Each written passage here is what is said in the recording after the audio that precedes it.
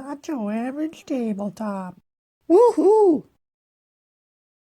Welcome to Not Trevor's Tabletop. I'm Zach, I'm Mac. And I'm Pepper. and today we're talking about our top 10 new to us games of 2024. So, one of our biggest lists of the year, I think, one of my favorites, I think. Otherwise, outside of our like top 60, 70, 80 of all time. I think this one's usually one of my favorites to do. Are you excited to do this one, Mac? I feel like this one's always the least exciting for you because you've got your games that you've always loved. It seems like, and you like those ones. You like going back to that, and it's hard for games to overcome that. Well, It seems like. there are a few shining stars every year that kind of wiggle their way into like the top, whatever it is we're doing these days, 80. So, yeah, there's some real bright shining stars, and then there's some games that I'm glad are in the collection. Nice. Okay. Usually it's her catching up to some of the games we've been begging her to play for years and years. Yes. And yeah, because it's new to us, these games may not be actually from 2024 because if we made that list, we would probably only be able to pick the ones we played maybe from 2024. We might be having a few more than that, but I think a lot of them it would be very limited. We'd Yep. all have about the same list. Yep. So let us know in the comments below what your top 10 new to you games are, or if you tend to play a lot of games, what your top ones from 2024 were. But Yes. otherwise, I think, who did you say, Pepper? You were going to be starting I this will lead us list? off. It'll go from me to Zach to Michaela is the order we'll be going through. And you guys can blame Pepper if this was a bad order because he knows all the picks. We I don't. actually And he thought decided this order. I thought it was going to be me, Mac, and then you, and then I looked and the slideshow was different, so who knows what's going on. But Uh, my number 10, I guess, to lead into this, I had 79 games this year. I did not go up to Minnesota, so I did not play a lot of those new games. I don't think there'll be a lot of crossover between me and you guys, but I did play a lot of board game arena games, and they make up 52 of my 79 new games to me this year. So I'm guessing that's the highest percentage I have ever had and probably ever will. wow, Rookie numbers, Jesse. wow, that's some pretty crazy numbers. I did not actually look at mine, but I would say you could probably take Michaela's and then add some for Board Game Arena because it's usually us playing on Board Game Arena. Michaela has played a couple. She played a couple new ones on Board Game Arena, but not nearly as many as Pepper and myself. They don't So, invite me, so wow. Yeah, there's probably some you would have played, but there's Yeah. probably some you would not have loved. yeah. I think that we ended up playing. How many did you have? What's I your spreadsheet? I'm pulling up my spreadsheet Okay, right Pepper, you now. do your pick, and when No. we get to us, I'll tell you. she'll say. My number 10 is a board game arena game, and it is one that I would not have played if it were not for one of our fans starting a game and inviting us to it, and that is Cosmoctopus. This one I played a couple times. And I really like this system. I love the mainly the cards and trying to get them to combo together to play multiple cards in a turn. As you can see, they kind of have a cost in the top left, and if you play them, you get the bonus in the bottom. Some of the cards give you a discount. Some of them give you pretty much victory points. The tentacles, which are victory points, it is a race to 8 of them.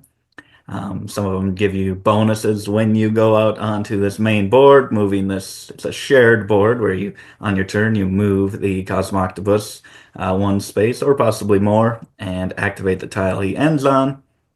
And I like that system. I like that it's a shared pawn between the players, so you're trying to maybe not set the other people up for something they like, but also try to get something that you want. And there's actually a cooperative version that we also played, which kind of it does the reverse of that. You want to set your teammates up into a good spot, but the heart of the game is those cards and trying to get the big ones that'll give you like 8 resources at once, and then be able to spend those to possibly get.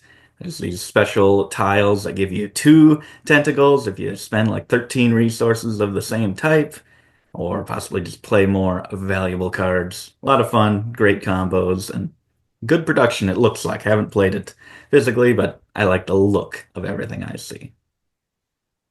Yeah, this one was probably close for me because yeah, it ended up being a lot better than I thought it would be initially. I think we saw this one at Gen Con last year, and they kind of explained it a little bit, and I was like, yeah, I was a little mixed on it, so I wasn't really sure, but yeah, I was glad that they recommended trying this one because it ended up being really good. Nice little engine builder feel.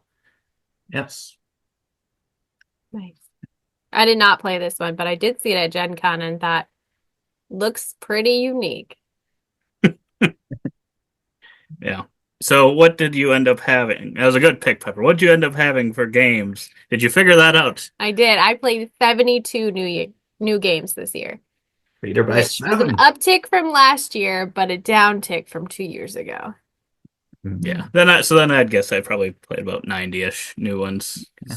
Played a lot of the ones probably Pepper played. Yeah. But you probably played even more than I did on Board Game Arena. And then there were probably some that were new to you that I had already previously played. So I'd say I'd be somewhere in that area. Yeah.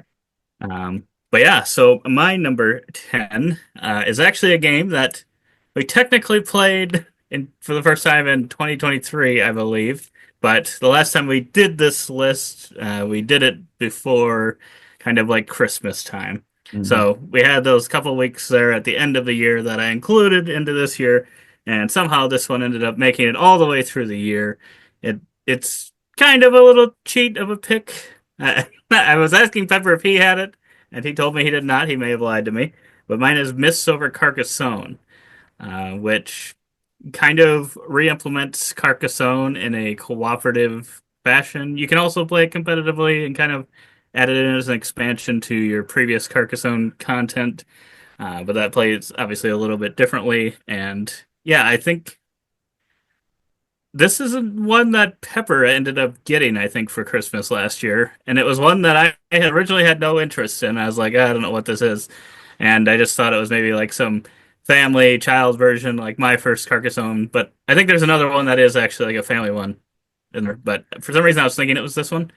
So I was like, I have no interest. And when I saw it, kind of thought similar to Cthulhu Death May Die, where I'm like, I don't know what Pepper's doing here, what he's trying. And then we ended up playing, I think, like over Like we what played one it. day we played like 8 or 9 games of it. Yeah, 8 to 10 games. Yeah, and really enjoyed it. It got Carcassonne back to the table for me, and I love Carcassonne, and it just adds that fun little twist. Usually, um, the way Pepper and I play is somewhat cutthroat, vicious, maybe a little bit, trying to sneak castles and steal them from each other. But in this case, you kind of want to make sure you both get in the castles, and it just kind of changes that a little bit because you're not necessarily just continuously fighting back and forth, but kind of working together to make that. And I thought it was a great implementation of a cooperative version of Carcassonne. I agree. Coolio.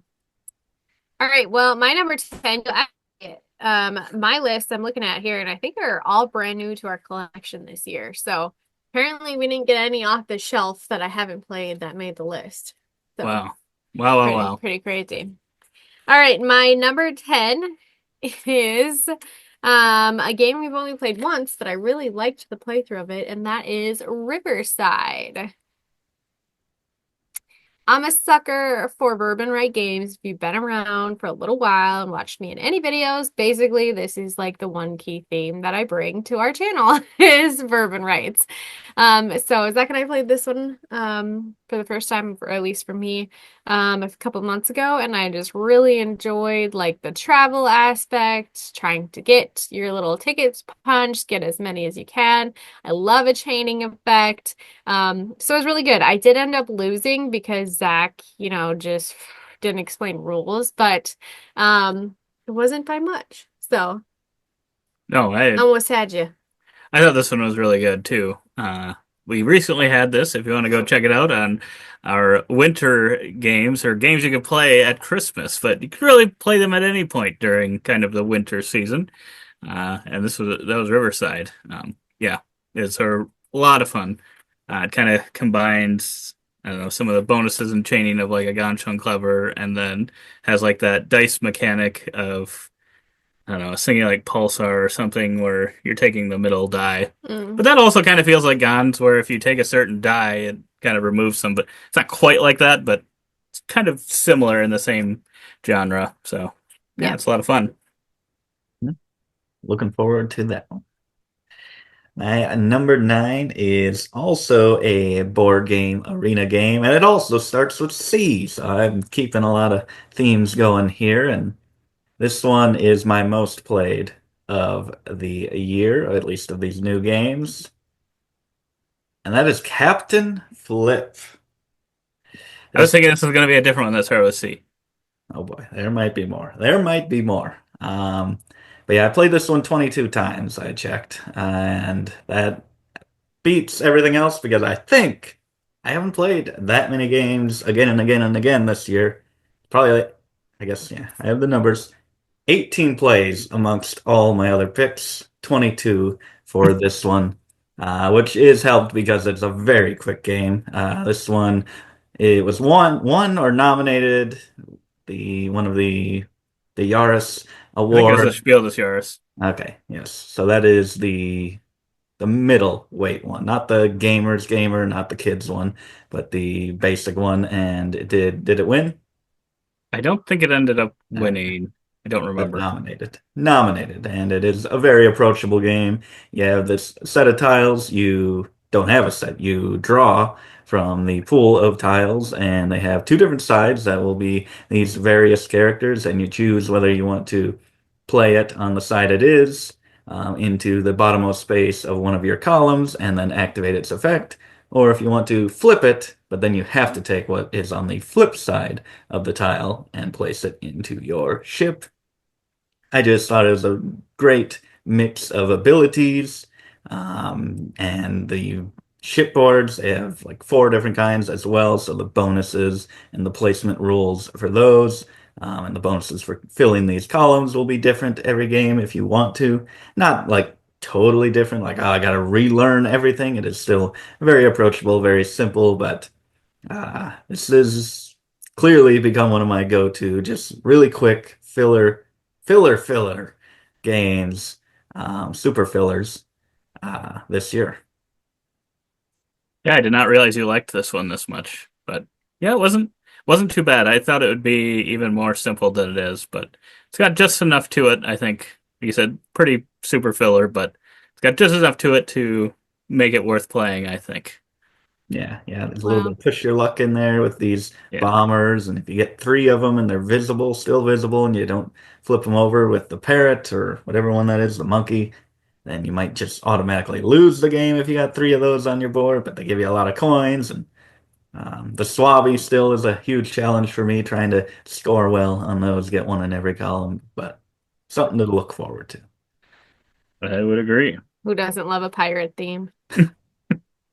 And speaking of pirate themes, my next one isn't really pirate themed, but Oh, it could be airships. So there could be pirates sailing the skies. Uh, I think. Well, there's not really. They're sort of there. I don't know. Pepper will correct me, or you could too. Actually, I actually played one game of this with each of you individually, shockingly, and I played one of these games with Pepper over Skype, oh, and oh. that is Skyrise. Yes, they are pirates of the sky. I think they're just architects, but Well, there's look at those air balloons in the Yes. base game cover there. okay. They're flying around being pirates. But yeah, this one is one that I was really excited. Or yeah, I think this. I don't remember if this made. I think Pepper and I did some lists at the beginning of the year of ones we were excited for. This might have made my list, or might not have. Probably made Pepper's. And yeah, based on the artwork, I know I was really excited for it and hoping it would be a good game. And I knew it was.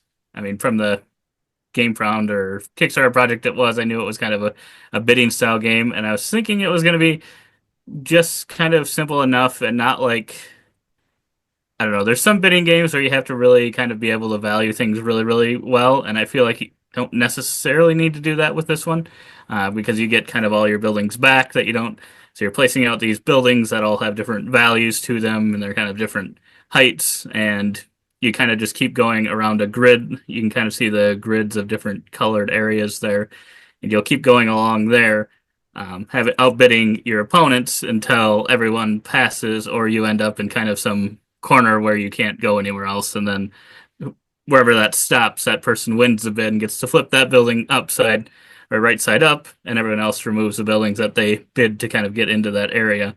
And then, yeah, you're just trying to kind of get buildings together in different colored areas, get these little tokens that are on each space. You can kind of see them there, which end up being kind of multipliers. So you're trying to get maybe a lot of the same color and then get the multiplier as high as you can.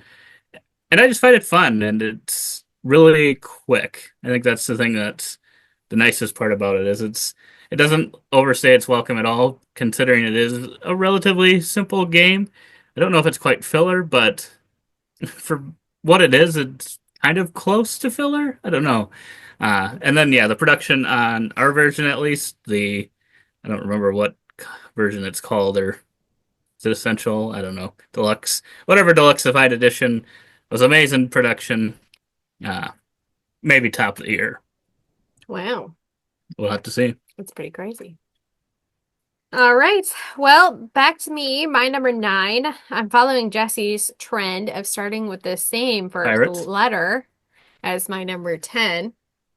And I'll one up Jesse by having the same first like word basically in the title. So that makes my number 9 River of Gold. See what I did there? Pretty cool. Wow. You just placed Uh, those there just for the joke. I didn't even notice it until you said that you had 2 C's back to back. So pretty cool. I played this one once and I gotta say the board, the artwork, like loved it. It's so good. And then you add in this crazy gameplay where it's like too much, not enough, and like even I had AP and that like never happened. So it really gets the gears grinding and it's so simple but so not intense, but like there's something to it and I really enjoyed our play of it and I think about it sometimes. I don't think about games often, but I think about this game sometimes and thinking I gotta get that back to the table because I gotta get back down that river of gold for sure. So just a really unique um game where you get dice and the dice control if you move your ships or if you do an action related to the symbol that's on the die. And there's like 1 through 6, I think, different number and symbols. And so those kind of let you pick various factions or getting cards or building buildings.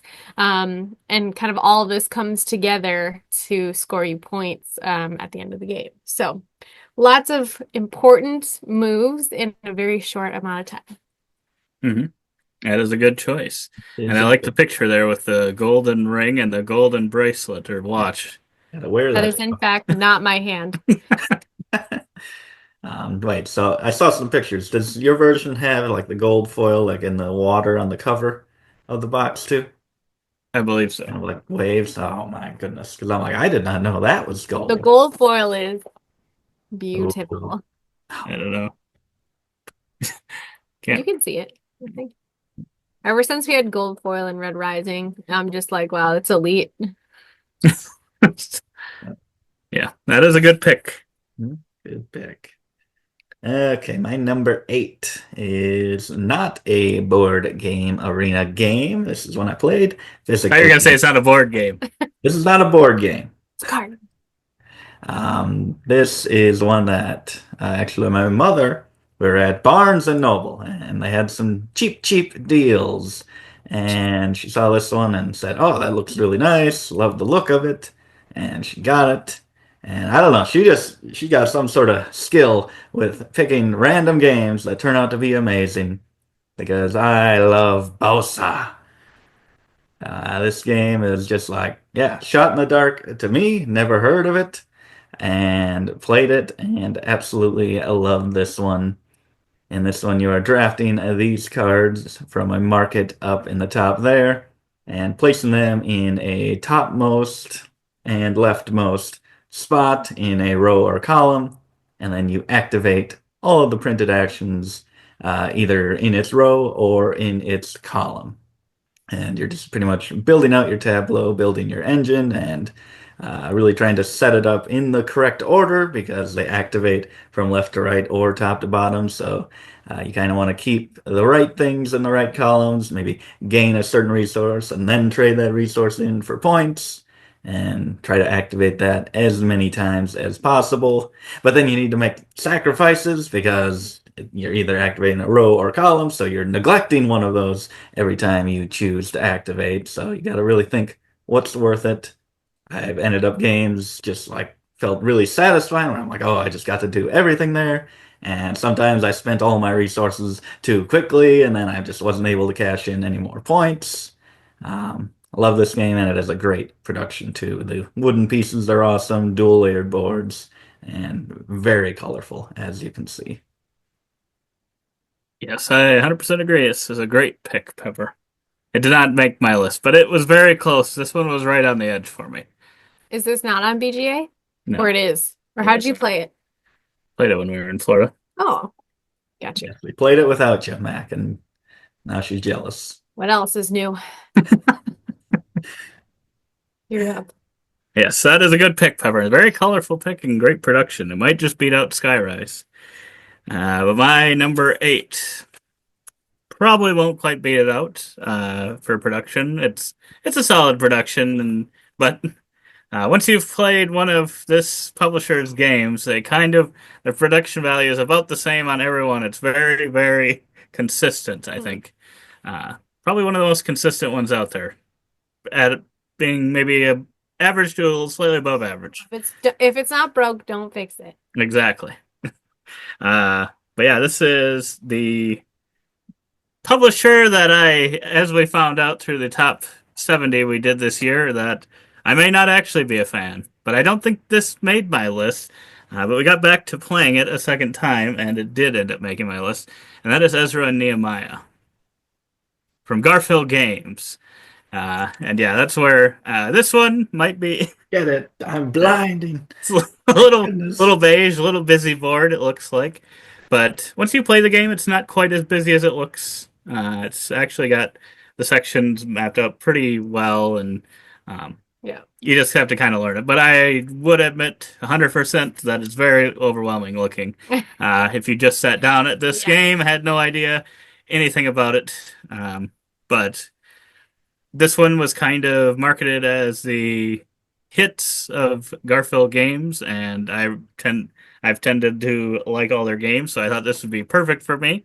And I think after playing it, I would agree that it does kind of feel like some of their different things. And the one it probably most feels like, I think, is Viscounts of the West Kingdom, just because the main action system is similar to that, where you've kind of got the 3 spots that you're playing cards. If you've played that one, it's kind of like a rotating conveyor, but in this one, you just have 3 spots, and then you can stack up to 2 cards on each other. So each round, you'll be playing 6 total cards.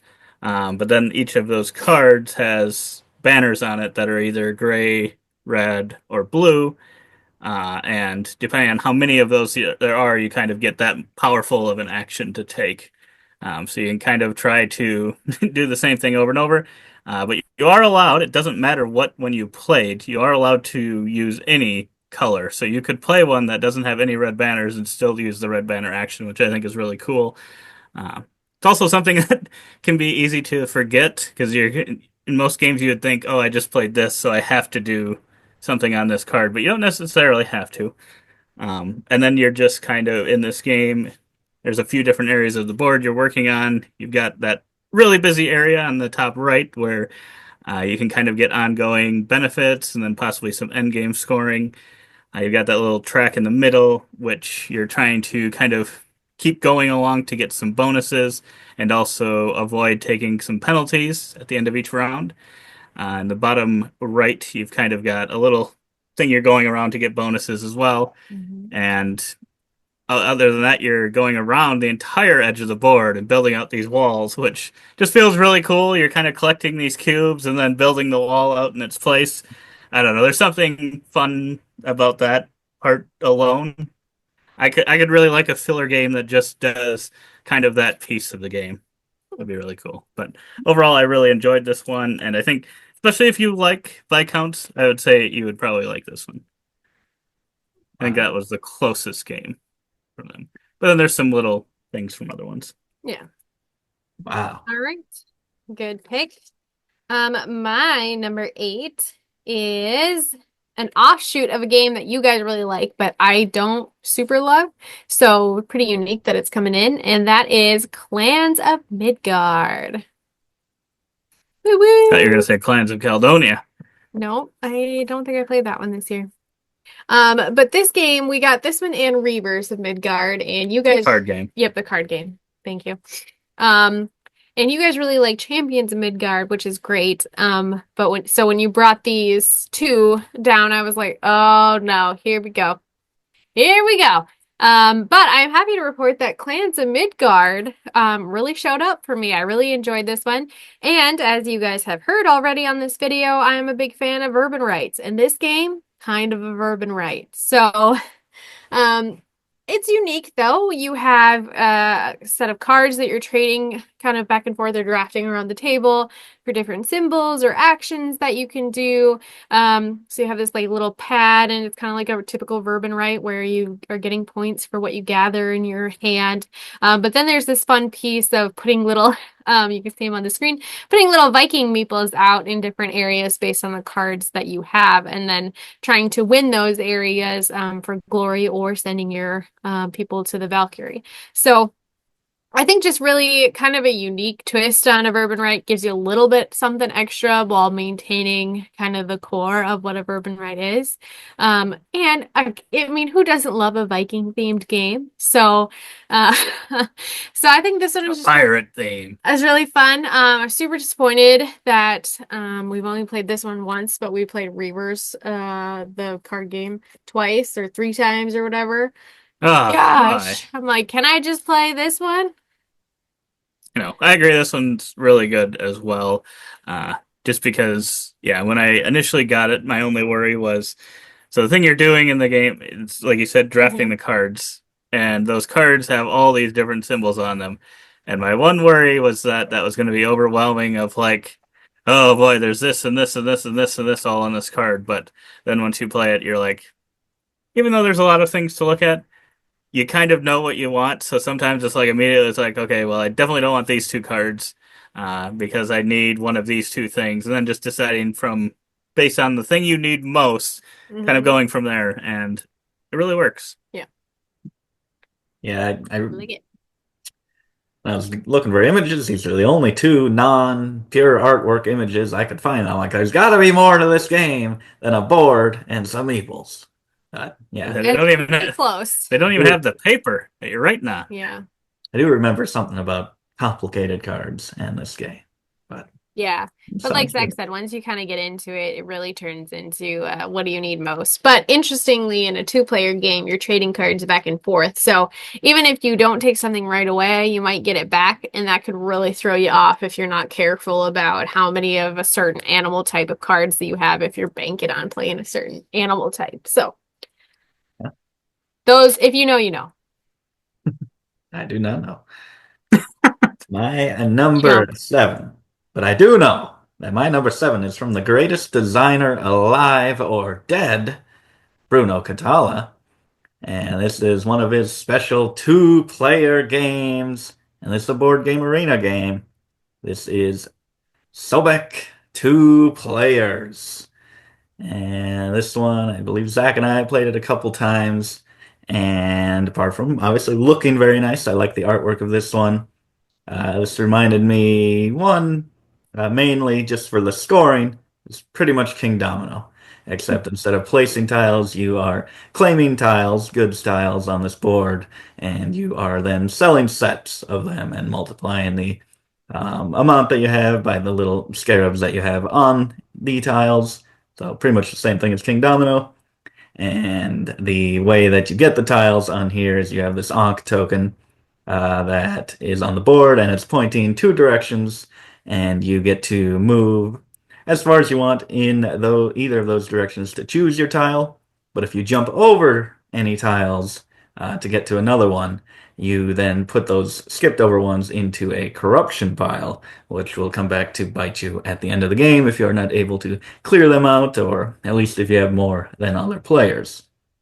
But yeah, I love that core system, and then the orientation is changed based on kind of the shaded areas of the tile that you take. As you can see, this fish token has the diagonal top left, bottom right corners, so that will be the angle that the Ankh is pointing after you claim that tile. And it's just a really smooth, clever system. That's what Bruno Catala is all about. And I don't know if we had gotten another Bruno that just felt really special in quite a while. It seems like Orichalcum or whatever was good. I liked it, but a little disappointing. Then this one comes out of nowhere, and it's like, okay, here's the Bruno of the year, and it is. I think I would agree based on mine. I believe this is my Bruno of the year as well. It didn't quite make my list, but this was another one that I was like, maybe if I had played it another time, I could see it sneaking onto the list. Yeah, it was really good. I don't really care about anything you said except I love that cow tile and I want it. Well, you might have to take a bunch of corrupt tiles to get it. I just want to take that out of the game. Oh, well, I don't know about that. But good pick, Pepper. And my number 7 has already been mentioned on this list. So we've got a crossover. Is it our first crossover? I believe so. Oh boy. It's a crossover with Michaela. I don't know. We'll see if Jesse ever crosses over with us or not. But this one is River of Gold. And yeah, Michaela explained it. Um, it's a fun game. It's actually a really quick game. It's one, I think I've mentioned this before when talking about this. It's one of the few games that I'm like, I wish this was longer. I wish this had like one more round to it. I don't always say that for games, and I don't think the board is probably set up to work for one more round, but it would be cool if it could go a little bit longer. Just because it feels so short, you are getting so many bonuses and stuff in this game. It's just a really satisfying feeling game. I think that, I don't know. I don't know if I remember any game. I guess games like Gons and some can be really satisfying too. So it's probably up there with those for me as most satisfying feeling game. And yeah, just everything about it. You end up, yeah, getting bonuses for pretty much anything you do. And before you know it, the game's over, and it's really sad because it's like, I just got everything built up on the river, and now the game's over. Um, but otherwise, yeah, this one, I wasn't sure if I'd end up liking it or not, but I was happy that it ended up being really solid. Mhm. Yeah, I love this, the first play we had of it, but have only played it that once, and I think that's the reason it is not on my list. Moving on to Michaela, let's not throw any hatred at Pepper for not having this great game. All right. Well, my number 7 is sticking with, I think, the Viking theme. And that is It is going to be Reavers. Tir Nanog, actually, is what it is. We played this one a couple of times, and I really enjoy the puzzle of this one, like how you play out your little things to get the cards, how you arrange your cards, just like that whole thought process of like, I have to lay down a card, I have to pick up a card, and then the cards have to meet this criteria. Oh, and then don't forget about this second row of criteria or the third row of criteria. So, all of those things kind of go into this kind of simplistic looking game, but overall, it really has a nice flow and theme to it because while your actions are maybe simple, how you attack your actions will probably impact how much of a game you can score. Yeah. Yeah, this one is Tableau Builder, the game. And it also has a very fun, unique way of drafting. Yeah. Probably one of my favorite drafting mechanisms this year, I think. Yeah, that's probably fair. Because It it's is, very unique. I don't know that I've yeah. seen it in any other game. It is really cool because you place your tile between two cards and then you get to pick up one of the two cards. But the kind of the trick is somebody else can lay their tile on one of the other edges of the card. And so if Because you that, lay them all out before yeah. starting the drafting. So Yep, that's right. And so you don't know for sure if you're going to get it. You hope so. But it could be very possible that somebody will take it before you do. And then you get stuck with whatever's there. And there's a couple of take that cards in there where like you can really mess with someone's draft, but luckily it's not too bad. So yeah, I wouldn't say it was anything too major. yeah, you're That the I one that remember. had happened it to you. So When? when I played a card that forced your little tile off of it. Oh, yeah, and then I'm in the abyss and then get to pick one of the remaining cards after the fact. Exactly. Which I don't think ended up being too big of a deal. Same thing would happen if a card was like covered by multiple people, or both the cards of one of your meeples were covered by others, and they both took those. It would just kind of sit there until the end of the draft. You'd still get something, so it's luckily not like you get nothing, because that would be very, very sad. But luckily you get a card, Yeah. and it's usually not awful. But yeah, good pick, good pick. Thank you. I gotta try that one. Someday I will. Okay, my number 6 is a re-implementation of a game that I had to make my list years ago. I don't know how many, but it is a small version of that game. And that game was already a small version of a bigger game. And this is Gloomhaven, Buttons and Bugs. And this one is about like that big of a box. And it does a great job of putting the Gloomhaven system into such a small package here. And it's all just pretty much, yeah, there's a card right there. And that is your map for the game that you're playing, for the episode that you are playing, and get a little text on a card and then flip it over. So you got your rules, put the little cubes out there to be the bad guys, get some boards for the bad guys, which is just so compact and it does a great job. You lose a little bit of the epic feel of Gloomhaven, but you make it way more approachable, way easier to play, and quite a bit faster as well. It does, I think I do prefer the kind of modifier for your attacks of having a deck, so you don't know what's coming up. In this one, it kind of limits it to 3 options, and then you roll a die, and it does either the better, worse, or middle option, and then it kind of moves down the line. Then you have 3 new options, so you know kind of if you're going to hit that complete miss, or if you're going to hit a critical hit or something, you know if that's on the table, where if you're playing the other Gloomhavens, you don't quite know if that is on the table, so you lose a little bit, but you gain some knowledge and gain a little more control at the same time. Great system, great implementation. Yeah, I don't see the buttons on there, but Oh, not yet. this one was your Secret birthday button. gift and sat at our house all year, so I wonder if it helped it. If you had gotten it in April True. instead of December, Are you saying would it have made your list? there's a recency bias? We're professionals. I'm not saying that. It might be that good. I was tempted to play it all year, but I did not. So I'm gonna have to play this one. Yes. This is the first one I guess I think I can make fun of or give you a hard time about, but I don't know anything about it. But you Gloomhaven mark you. After being a big non-fan of Gloomhaven.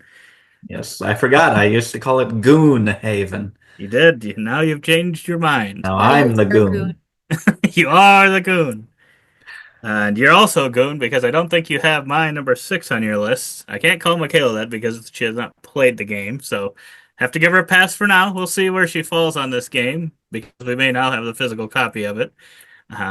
So this one I played on Board Game Arena with Pepper, and I can't believe Pepper hasn't wanted to get back to this one because it's got a gimmick and gimmicks are usually right up Pepper's alley.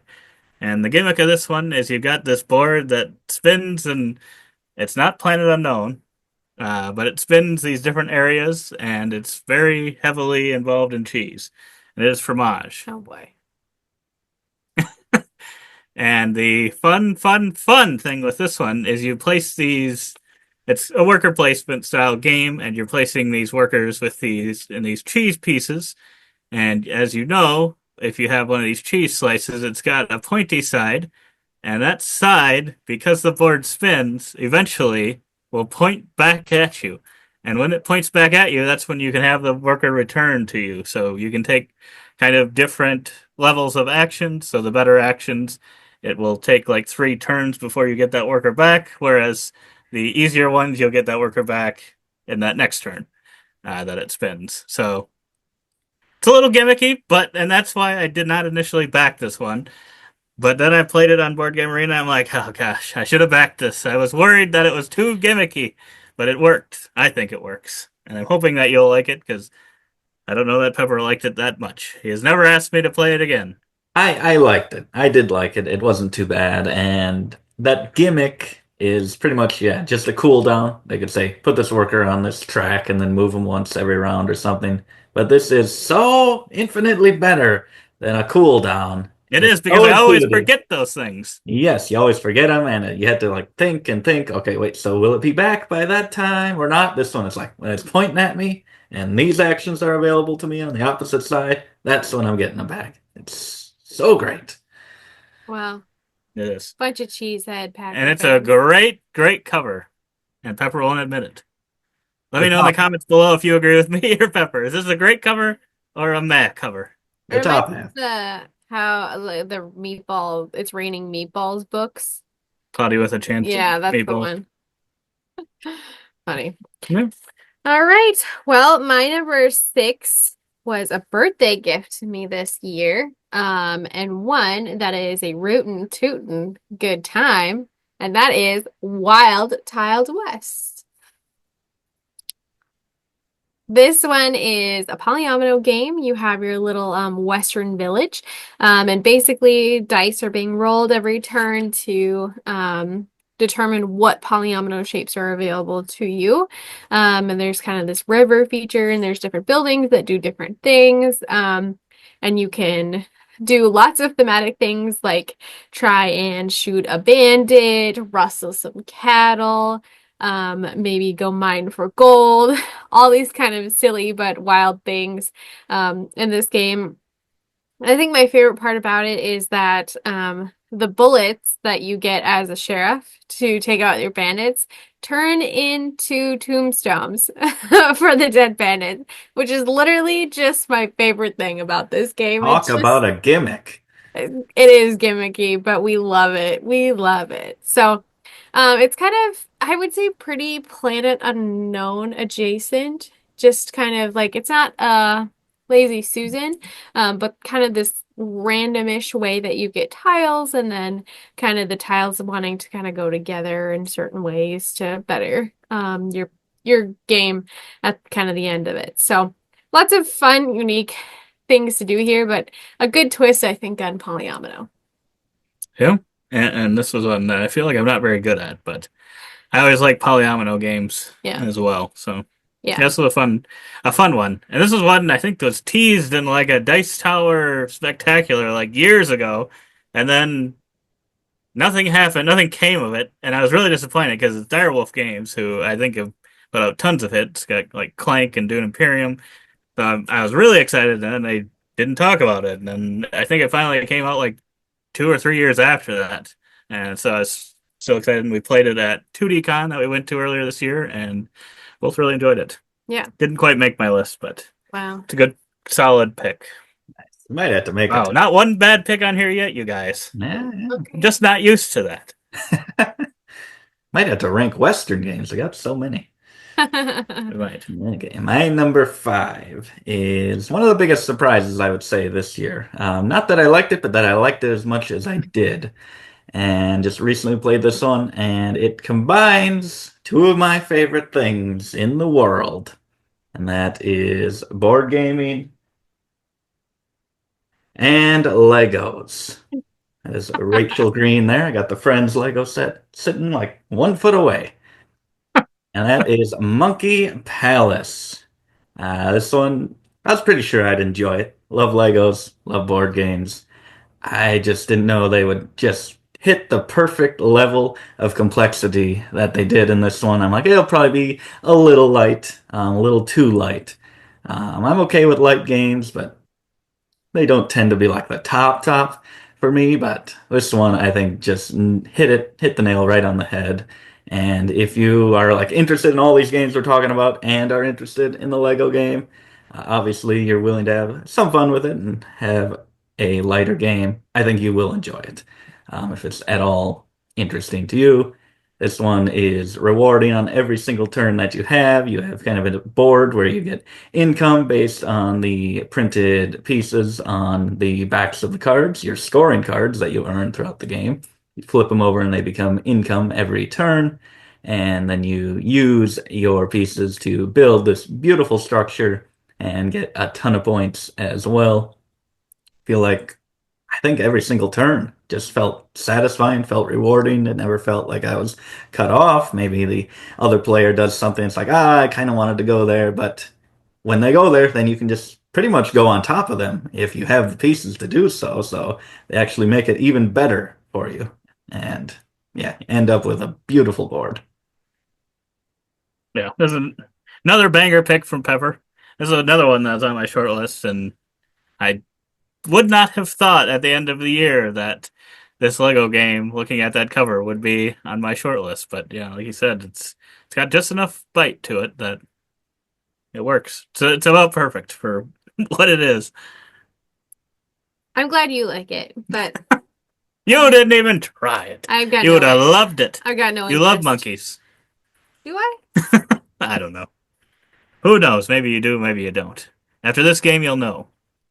But yeah, it was a good pick. My number 5, Pepper had mentioned earlier that a game had reminded him of Carcassonne, but that was probably because it was designed by Bruno Catala, and he designed, or not Carcassonne, uh, So, King Domino. Whoa. King Domino.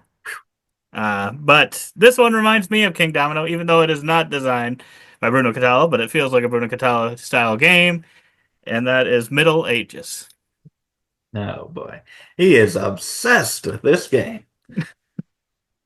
Yeah, this one, I don't know. Like, if I play it enough, it might take that spot from King Domino for it. I don't know. We will see. Get out. Okay, maybe not. But it's going to be right up there with it, I think. Just because you've got these different areas that you're adding. You're drafting these tiles in a very similar way to King Domino. That's the part of the game that feels like King Domino. It's the drafting where you see your horses up there, and kind of the earlier on you picked, usually it's a lesser tile in some ways. Sometimes with what you're doing, it might be a greater tile, but tend to be the lesser tiles. And then, so if you're taking a lesser tile, you'll be able to pick first typically the next time. But in this one, there are ways to kind of reserve future tiles, which I found really cool. I wonder if there's anything. There's not that many King Domino expansions, but I wonder if there's any that ever let you do that. But usually you don't have 4 sets of tiles out like this one, so it probably wouldn't work quite the same. But yeah, this one, as you're adding these tiles down into those areas, you can kind of see they fill in differently. And if you add to one that's kind of already got some, it kind of just infinitely gets better and better with points for every single tile. And then depending on the scoring things on the bottom, you might also score for all your, that green one there. You'd score for, some coins for all, or 3 coins actually for every green tile you had, including the one you just placed, plus 3 for every blue one you'd previously placed, and then every yellow one. So that would be a very juicy. The green tiles are going to be very juicy to that player because they're going to be getting a ton of points in this game because the coins are essentially points. And then there's kind of an element at the end of every 4 that you pick where there's either some additional points scored or sometimes some negative things. The negative ones aren't probably as fun as the positive ones, but so that's maybe the one thing with this game that I don't know that they're necessarily needed. But I've also not found that I'm like, that feels really, really devastating most of the time. So it's not that big of a pain point. But yeah, otherwise, I think this one's great. You get a ton of points. So if you don't like games where you're just getting oodles and oodles of points, probably not going to like this one. I really like this one, except I'm afraid to play it in person. I think BGA does a really True. good job of getting your points done, and I feel like that's going to be a real struggle with the I physical got a physical copy. copy of this one, and we will see if how that plays out. Yes. All right, good pick, dear. Good pick. All right, my number 5 is a real hot one from the beginning of the year, and one that I enjoy. It's pretty straightforward. So picking it up after not playing it for a while was Crokinole? pretty pretty straightforward, and that is Path of Civilization. Ooh. Woot woot. So this is probably like pretty straightforward kind of engine or I guess machine or It's a civilization game. yeah. But it's got this really good, you can It's see got at a the simple. yeah, you can see at the bottom of that kind of that player board that's in front of you.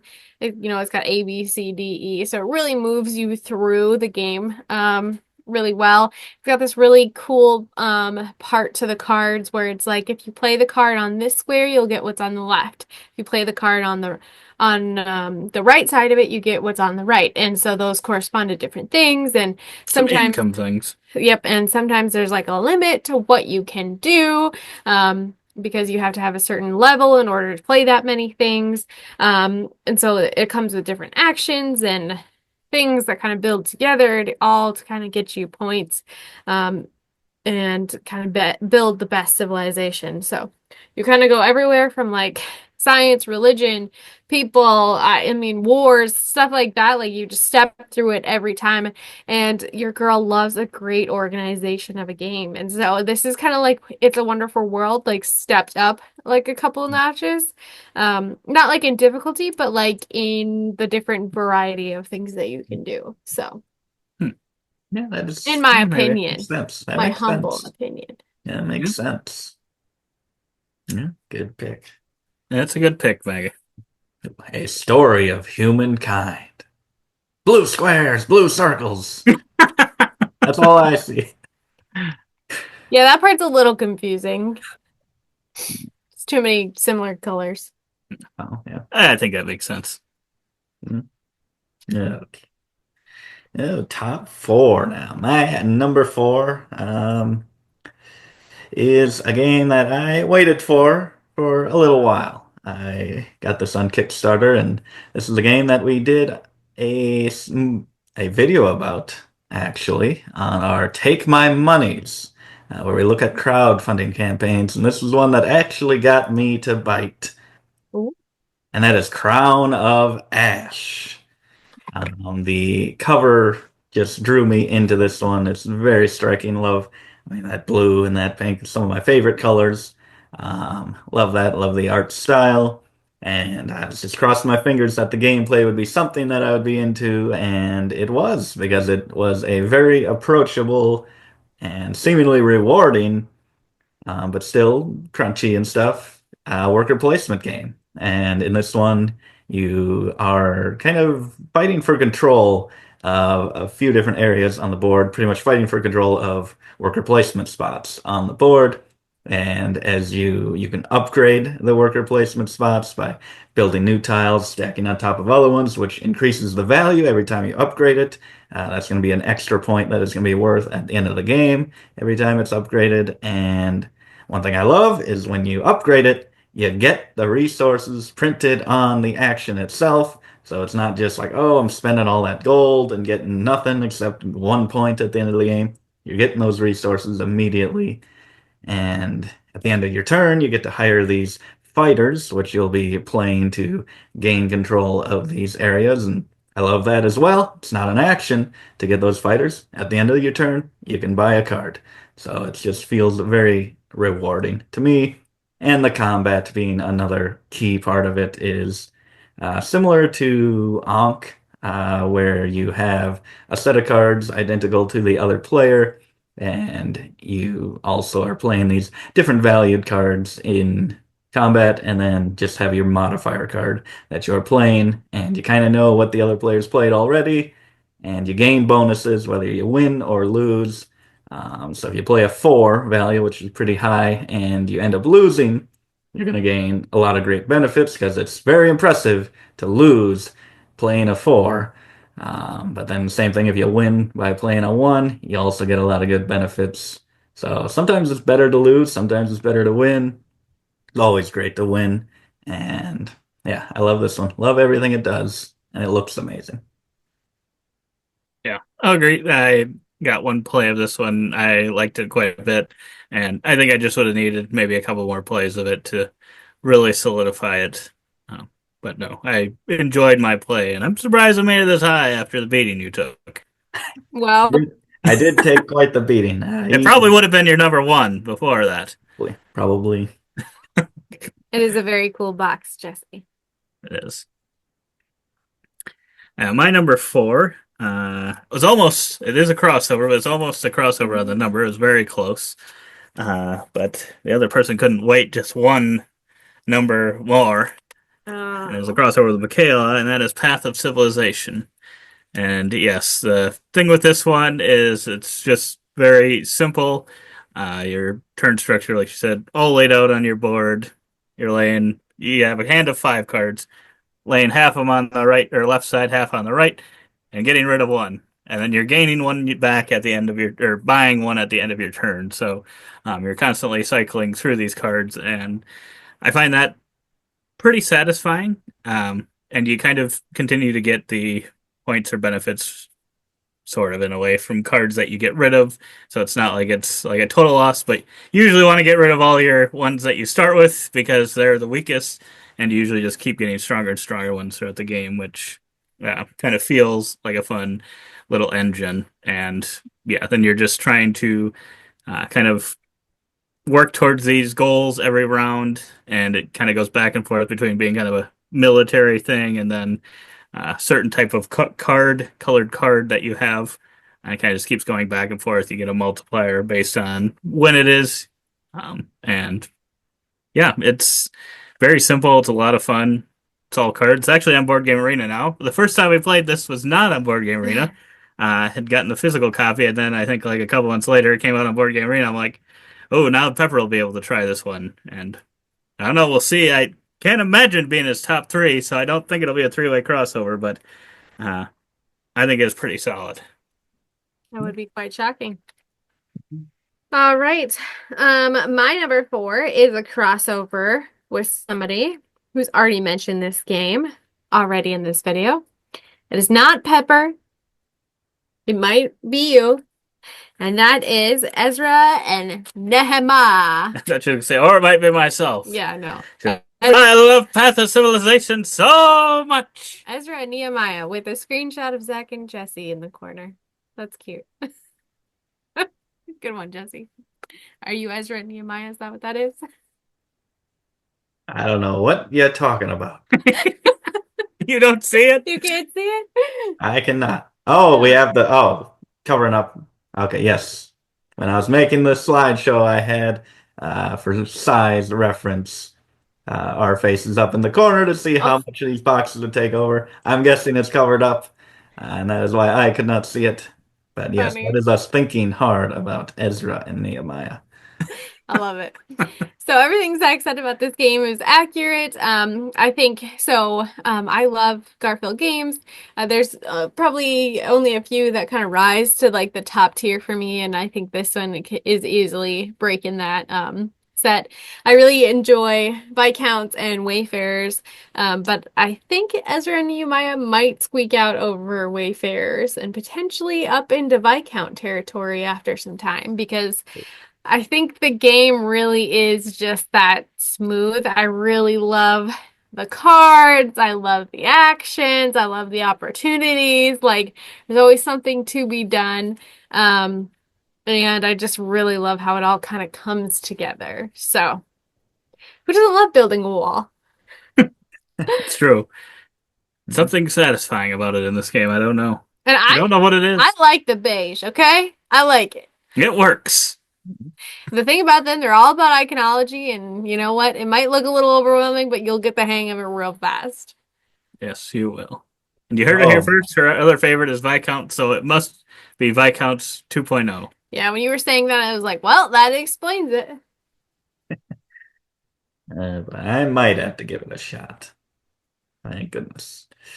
What has happened to you, Michaela? What do we have? 3 crossovers so far?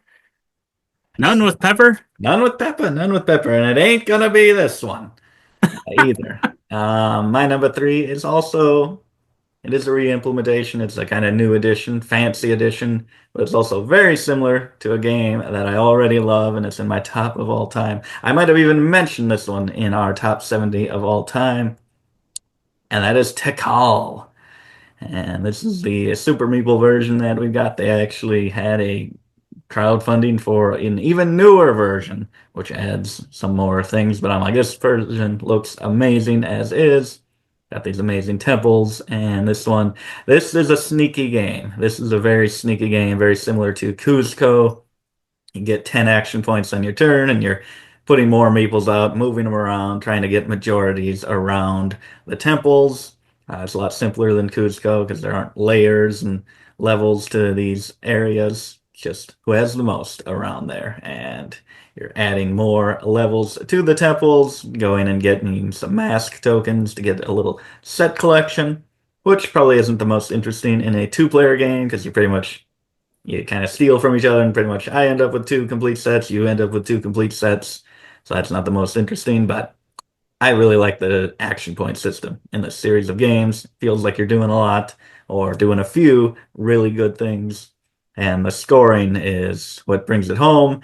It triggers, you draw a tile, and it's like, okay, this is the scoring. You have a few in the game. It's like, okay, this is the scoring round. So player one, take 10 action points, do whatever you want to gain control of things, and then score for your majorities. And then after they score, they say, player two, you also get 10 action points. You move around, maybe retake some of those temples that the other player just took, and then you score your majorities. So it's possible you score first place in the same things as another player. And I just love a heads up and the ability to make changes when scoring is coming. A lot of games really could leave a sour taste in my mouth for just like, oh, and it's over. Didn't get to do anything. This one is not like that. Absolutely love it. I do love that piece of these ones where you get to do that potentially score the same things. It's a fun little twist. Yeah, the nature of these games I think that makes it hard for me to put it on my list. These are ones that I like a taste of every now and then. Not necessarily top 10 list for me, but it's a solid pick, Pepper. I don't even want that in my collection, so you can have it. Oh wow, Pepper. I don't even want to taste. We got our first huge disagreement here. It looks cool. I'll give you that. It looks really cool. Well, that's a fine pick, Pepper. My number three is an even finer pick. Kind of a wondrous pick, one might say. And I have only played this one time, but I will say I am surprised that it does not seem to be getting the love of these other big games like Ark Nova and Earth. I do not understand why it doesn't seem to be hitting as high as those ones. This is Wondrous Creatures. Wow. Yeah, I really loved our one play of this one. You are placing workers around these areas and possibly collecting some eggs, otherwise taking the resources that are around your creature. And then you are going to be building out these cards. This tableau of a bunch of cards that score and do cool things, just like all the games like Earth and Ark Nova and Terraforming Mars. Yet I don't know why this one isn't hitting all the top lists. I just don't get it. Everyone's putting harmonies on the list. That game's terrible. It's an awful game. And I barely see this one on any lists. And you're wrong. If you didn't put this one on your top 10 list and vote it. Harmony's just sitting here like, what did I do? Yeah, Okay, Harmonies maybe didn't deserve that, but it's questionable if people are picking that for the top of the year. But yeah, I love the artwork in this one. I love the little rider meeple that you get there that's magnet onto the thing. Little gimmicky, but it's a fun little addition that they didn't have to do. But otherwise, I think the art in this one's awesome. I really want to play this one again. It's too bad you ran out of Florida. Well, right it's here. Pepper's gift that I got him before playing. Yeah. Wow. I'm looking forward to this one a lot. Looks amazing, and it sounds like you think it plays amazing, so I can't wait to join the bandwagon and complain that it's not getting enough love. All right. Michaela, you're gonna complain? Come on, play this one. You know how good it is. I had a really good playthrough of it, but I don't know that You won the game. I know, but I don't know that is how that always goes. Oh, okay. That's true. You were upset at the time that I did an action I was that ended up helping you win somehow. by triggering the end game. There was a lot going on. I thought I had it. He was gonna snipe it. I can't believe him.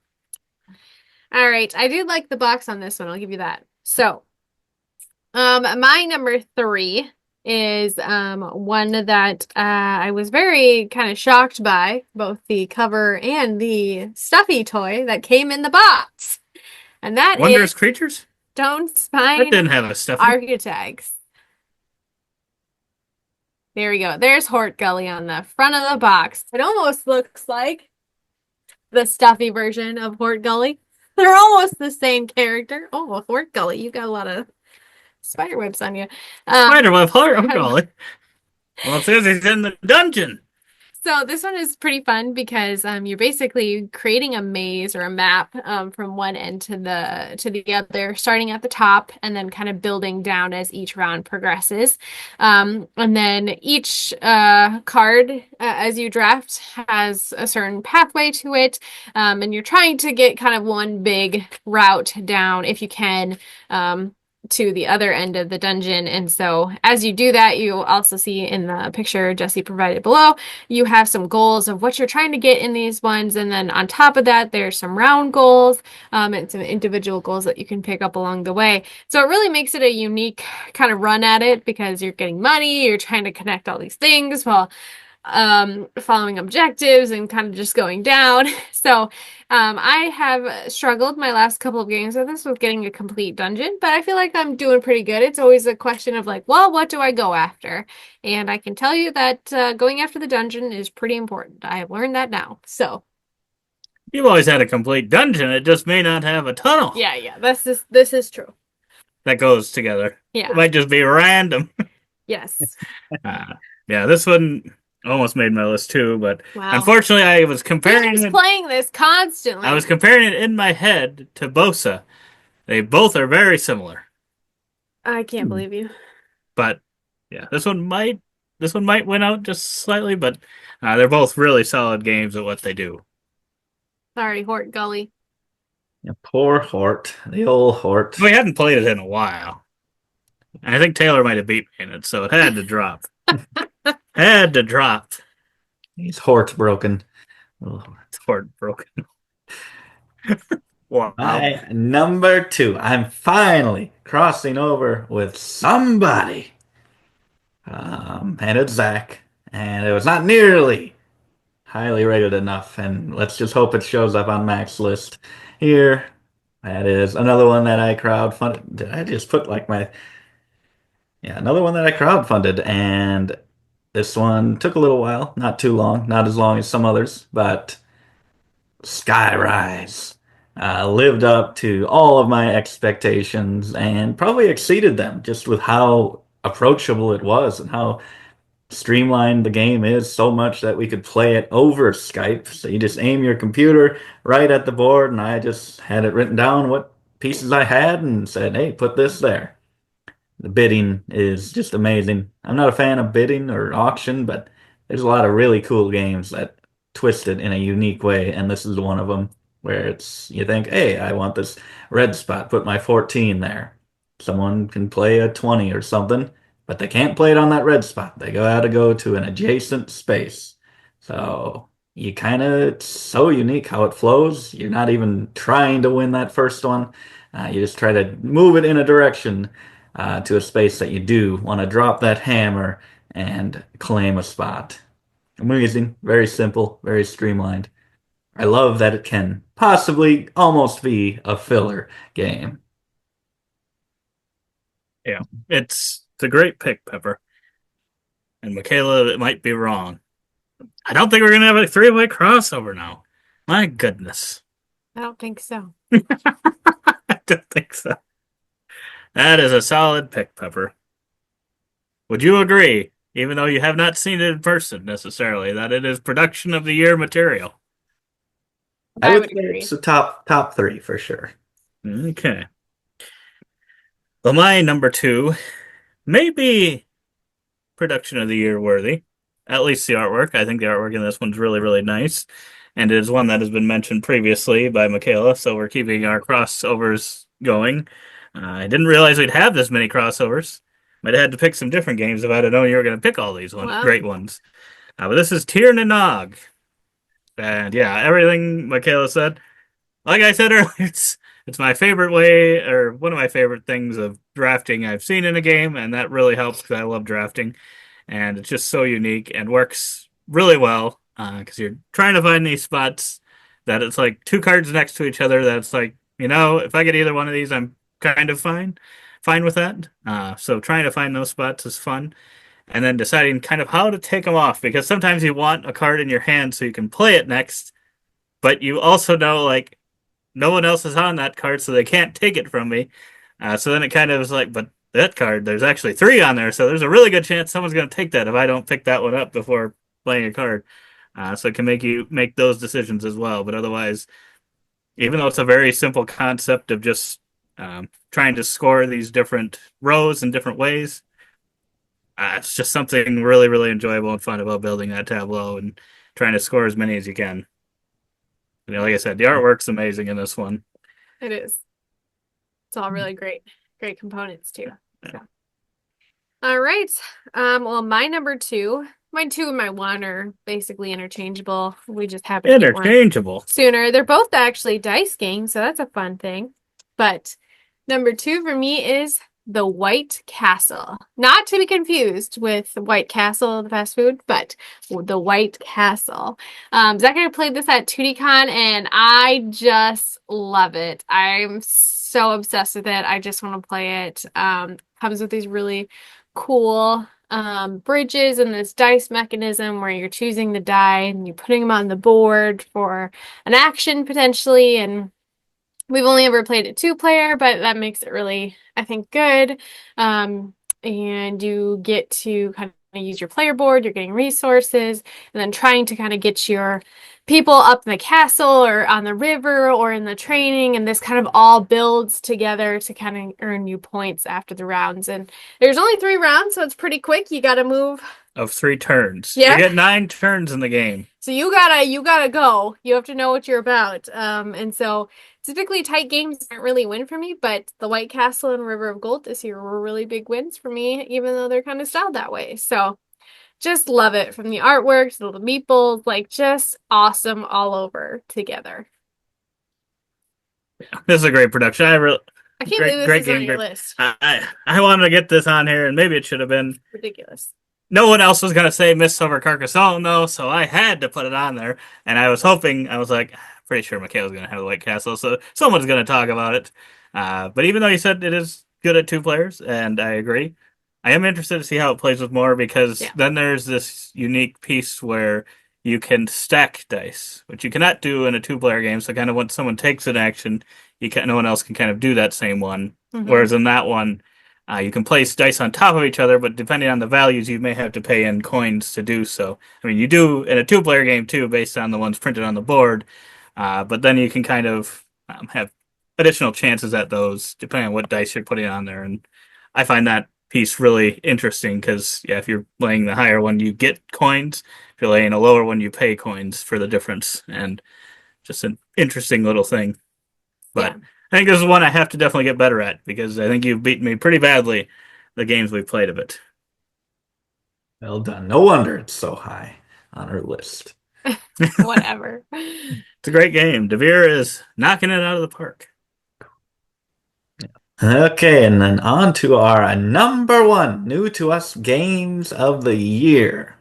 And my number 1 might not really be a surprise to at least Zach. I don't know if Michaela knows that I like this game as much as I do, and I'm glad that I do, because I waited years and years and years for this game that I backed. It was a great first experience with Kickstarter, honestly. And that is Monumental. This lived up to all the hype, and I am happy that I paid hundreds of dollars for this and waited 5 years when Zach just, on a whim, dropped $15 on Amazon and got a retail version. In a week. Unboxed it before me. But he did not play it before me. And this game is everything that I wanted it to be. I was surprised at how much I love the artwork on all of these cards. I think that actually is probably my favorite piece of it. Although the metal coins that I got are pretty nice. I think I love this artwork. It's one of my favorite styles. The game itself is just as uh, streamlined and easy to play, simple, approachable as I wanted it to be, while still feeling epic and feeling grand and feeling like you are doing big, awesome things in the game. You've got a grid in your city of 9 cards, 3 by 3 grid of these cards, and you choose one column and one row and activate all of those cards in there. And that's how you gain resources to either spend military resources to move out on this map and gain control out there, or a bunch of different resources to buy different cards or construct wonders that you then put out on the map. So many good things here. That core system, activating that grid, that is just one of my favorite, I guess, I don't know what you call it, action system in a game. It would probably be a top 5 for me. And the way we play it, there is a variant where you can just do like little chunk actions. We play it where you activate your city and you do everything at once. And that has got to be some of the most rewarding turns because you are doing so much, especially later in the game when you get newer cards that do these awesome benefits. And you can have some really amazing turns where you're doing a lot of military stuff, buying a lot of cards, constructing wonders. So many great things. The only maybe slight negative would be the scoring is very simple. It's just like 1 point for these, 1 point for those, 2 point for those, 2 point for those. Majority winner of each of those gets 3 points. So it's not very variable, but I don't care. I love the game. I think that action selection system is really a solid part to this game. And then, yeah, just being able to spend all those resources at once is a lot of fun. I think it's a lot better than, I don't know, maybe going back and forth. But then it also makes it, since I'd like to play it that way, probably a game that I'd mostly only ever play at 2 players because the turns could take a long time. So you could be waiting like 10 plus minutes in a Oh, 4 player game no. between turns if you were doing it that way. But I think if you were playing 4 player, you'd probably have to do it the other way. Uh, but Yeah. yeah, I think because of that scoring system, it just hurt this one for me enough that it didn't make my top 10 list. Otherwise, it probably could have had a chance of sneaking on if it was just a little more interesting. As you could tell from some of mine, like Middle Ages, where you're getting like over 100 points. I love when you can just get tons of points in games. That's something I find really satisfying. So then when it's like games like this, where it kind of reminds me of Rurik Dawn of Kiev, where the actual scoring part of it is not like everything up to that point is really fun, but then you get to the scoring and it's just a little anticlimactic for me. But still a solid game, and the production was very good after all those years of being able to figure it out, even though it was a reprinting, and I think they kept all the same stuff from the original. So I think they had it originally, right? That Yeah, wasn't the first time they'd done the game. So, correct. Yes. so you thought it was a safe back, Thought and it it was. was. They just accidentally mistyped. They meant 2024. Oofda. Yeah. That's solid pick. My pick, though, is even more solid, I think. I'm surprised. I thought this might sneak on the end of your list, uh, but maybe not. It's on the heavier side, not always your favorites. And this is Toletum. It is. I don't know if it's considered to be in this T series of games, so to say, but it is from Board and Dice, who do make those. And from that cover, you would maybe think that this might be a little bit more of a colorful Euro game, and there is some splashes of color in this game, but otherwise it is kind of blah, a little bit blah, kind of like Ezra and Nehemiah, a little bit.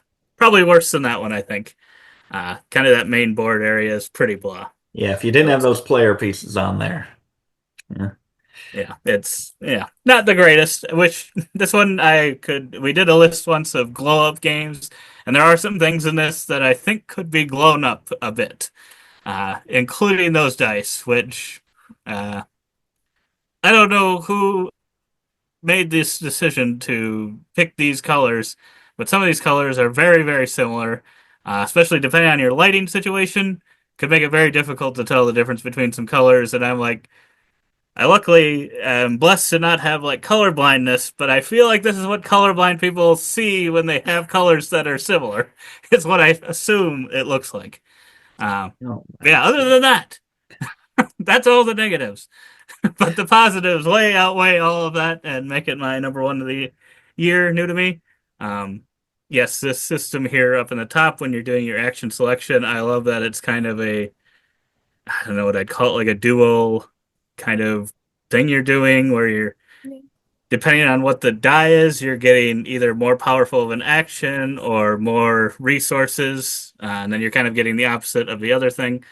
So you've got your seven-sided die, and you're getting kind of the opposite side in which one is it? It's the resources. Yeah, so you get the number of resources on the dice, and then the opposite side for action points. Yep. So depending on what you want to do at the time, if you need more resources, then you're getting certain dice, but then the actions you're taking are a little weaker. Otherwise, you can take a really strong action, but then you're not getting many. And it just works really beautifully. I really love it. And then just all the different things you're doing in this game. You're moving around that great, beautiful map there, that board, going to the different locations to kind of put up some pillars, the pillars that Board and Dice loves to use in all their games.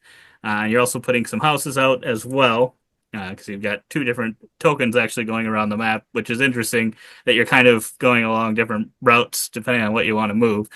Um, so that's kind of cool. And then kind of the end or not end game, end round scoring happens in certain cities, which kind of reminds me a little bit of Castell, which is probably a part of Castell I really like that you kind of have to be in a certain city to do something, be part of a festival. It's very similar in this one where you have to Oh, have presence Castell. in a Yep. city to qualify for some point Yeah. scoring. So if you are going to score a lot of points, you have to get to that. And there are spaces you can build on there that kind of give you permanent like residency in that. You don't actually have to have your guy there, but there's limited ones. So when you are like Michaela and they happen to be by each other, and at the first turn of the game, there's a huge action on movement points, and you just go and you plant buildings on all like two of the four spots, maybe even three, or set yourself up for the third one. It's like, well, now I'm either going to have to move my guy there because there's only one spot in a two-player game, so I'm going to have to go individually to those, and then it just, yeah, that's it's a lot of fun. There's a little bit more interactions. A lot of our games don't have that much, and I wouldn't say it's like the old school, like oh, really highly interactive by any means. But there's a little bit more in this one than maybe normal Euro games. So maybe that's a part I like too, just the right amount. But then there's that king track. I guess that's the other second negative. I don't understand why that's in the game, but All it does is outside of hurt that, me. All it does is hurt me. yeah, it's not my favorite piece. I don't. Yeah. It could be out of the game, and I would love the game the same. It just doesn't really have to be there. It doesn't really, do anything at all. But Wow. So yeah, if I this love this one. was a T series game, would this be your favorite? Yes. Wow, wow, wow. Maybe. Hmm. Pretty close, I think. But Teotihuacan would be above this? I think right now Teotihuacan is above it just because we've only played it twice. I learned it and then I feel like I had to relearn it. It wasn't not that it's like difficult, but there's certainly a curve to it. And I felt like I did the exact same game that I did the first time, but I could just be me approaching games in similar ways. But no, I do like this one. Probably maybe should have just called this an honorable mention, but I need a few more playthroughs on this. Yeah. But a good choice. Well, I saw they were doing an expansion. For some reason, this expansion, probably not going to get it, but Sure. it made me think of Kutna because it was something with silver. I'm like, wow, we can just, instead of getting that expansion, just immediately go into a game of Kutna There. which I had to get a mention of in here. I was hoping you'd maybe put it in there, but since you didn't, I have to mention it. Yeah. That's an honorable mention. Yeah. All right. Well, my number one, finishing off all the lists, is a game we got early on, randomly. Well, I guess I'm assuming maybe it's your number one. Maybe. We kind of got this game randomly, and it's nothing. Randomly. It's nothing but a dice chucker, and I love it. And that is Panda Royale. There we go. How cute is this? The thematic piece of it, not really there, but the fun is in rolling the different colored die and seeing your score go up or possibly down, depending on what dice you get. Possibly the little swapsies going on and the yellow dice. We've just had a lot of fun, I think, with this one, and I don't know. There's just really not a lot to it, except adding and choosing die. And for some reason, that's just really refreshing, where it's not like, like Yahtzee maybe or Farkle, the kind of those like older, been around games, dice games, that kind of have similar draw to it. But it's uniquely its own. And so I really enjoy that piece of it.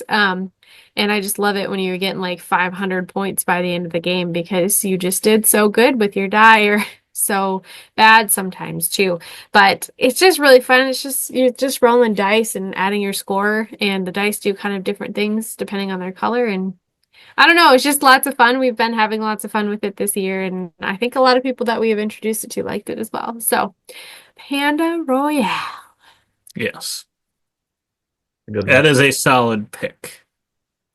A very solid pick. Yeah. But if you like some of those games with more mitigation, Yeah. be a little wary. This is very little, actually, like no mitigation. So Yeah. You're you gonna get what you get. roll. So if you don't want that, you don't want just that kind of pure crazy funness, probably not the game for you. But yeah, I've really enjoyed that. It's just simplicity to it. Yeah. And yet it's just fun to roll that many dice. It's not many games you get to just keep rolling more and more dice every round. I think that's the fun part. Like you just don't have to worry really about what it does. You just get the points on the die and that's it. So, I don't know. It's just fun to roll them, I think, and just see how high you can get. Yeah. That's my last one. Good picks, everybody. Well, good picks, Michaela. But So you yeah, didn't say anything about wanting to try out to let them.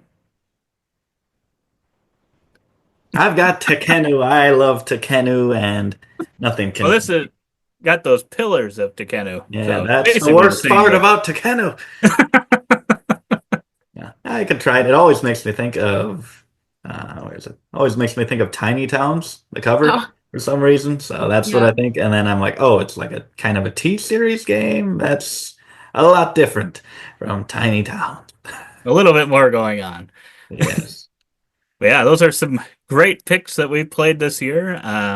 We probably have a lot of them that we did not include on this list that we also really enjoyed, especially playing at least 70 games apiece, new ones to us. But like I said in the comments below, let us know if you've tried any of these ones, or maybe you've played some of these for a while. I don't know what the oldest. A lot of these are relatively newer, I think, picks, but I don't know if we have what our oldest one is. Pepper can maybe pop that up on the screen. No stats video. Got it. Pepper. No stats video here. Pepper, what's going on? Losing steam. Losing. But otherwise, yeah, let us know what you've played this year, what you're looking forward to trying in 2025. But otherwise, it's been Zach, Mac, and Pepper. And as always, we hope to see you on our other videos. And don't forget to keep on nibbling on our content.